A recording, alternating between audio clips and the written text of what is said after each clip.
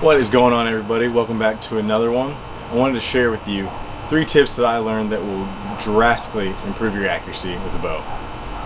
So let's just get right into it. So first thing is, you always hear, everybody always wants to talk about it, they call it trust the float. So what exactly does that mean? So when you're at full draw and you're looking through your peep, your pin's going to be doing one of these numbers.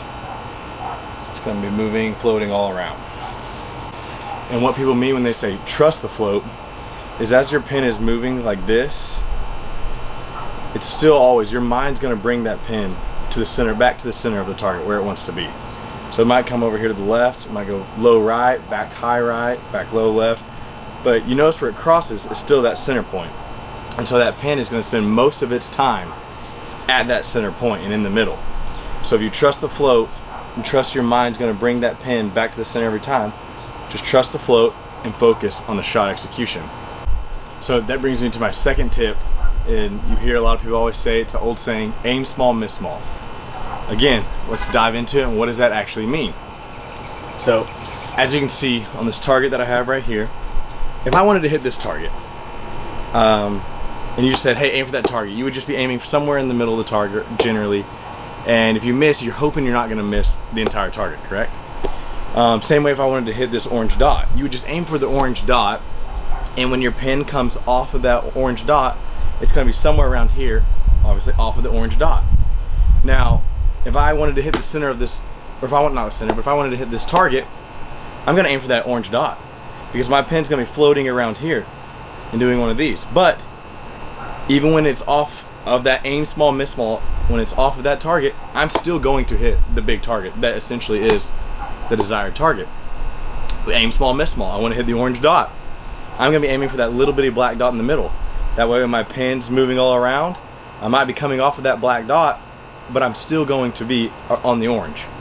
Same thing if an animal comes. There's a big buck in front of you, you draw back, you don't want to be aiming for that buck and hopefully I'm somewhere behind his shoulder. Pick a small spot, maybe it's a different colored fur or something that's in the kill zone, in the vitals. Pick a spot and aim for that spot. Aim for something small, because as your pin is floating, you're trusting the float. If you aim small, miss small, your pin's going to actually be moving less than it would be if you're aiming just for the entire deer, and that is going to drastically improve your accuracy when shooting a bow. Now, the last and probably the most important tip that I can give you is, you have to achieve a surprise shot. There's very few people out there that are accurate with the bow, that punch a trigger and they just slap it. If you want to be really good at archery and want to be accurate, you need to have the right shot execution and achieve a surprise shot. There's a lot of different ways to do it. There's a lot of different releases that all help in some way to try to achieve it, but the shot execution, it's called pulling through the shot, are all the same. Now, what I mean by pulling through the shot is, once my thumb, let's say thumb button, so I'll show you on here. So I'm going to wrap my thumb around this peg. When my thumb is around this peg, I'm no longer using my small muscles. I'm no longer using my fingers. I'm not going to do that. Once it's wrapped around that peg and that button, I'm then going to pull through my shot. When I pull through that resistance, that where it's clipped onto the string,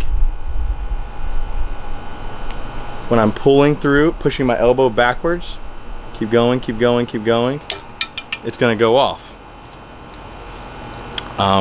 A hinge release does something very similar, except there's a little bit more rotation involved, but you're still pulling, you're just kind of pulling a little bit through it like that.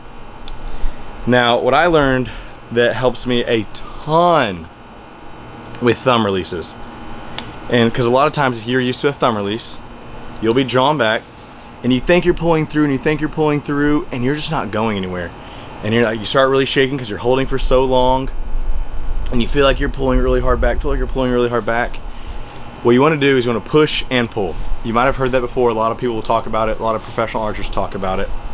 I push and pull through my thumb shot, or through my shot.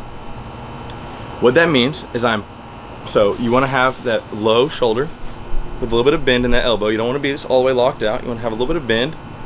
I'm pushing with my left hand. I'm trying to drive that pin into the target. While I'm trying to push and drive through that with my bow hand, that's my push. I am pulling with my release hand.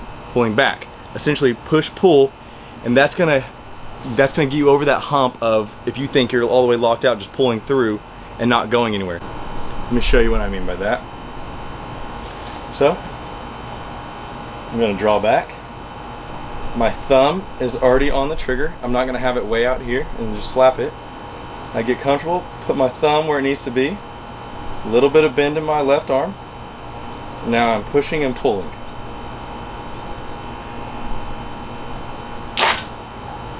And it goes off. You know you'll do it right too, because that bow arm will shoot forward and your release arm will fly backwards. If you follow these 3 tips, I promise you it will drastically improve your accuracy with the bow. You're gonna become more confident with the bow, which is gonna make you a better bow hunter overall. And it's just more fun when you're more accurate with the bow. So, thanks for watching, guys. If you have any questions, just leave them down in the comments. Hit that subscribe and like button, and I'll see you next time.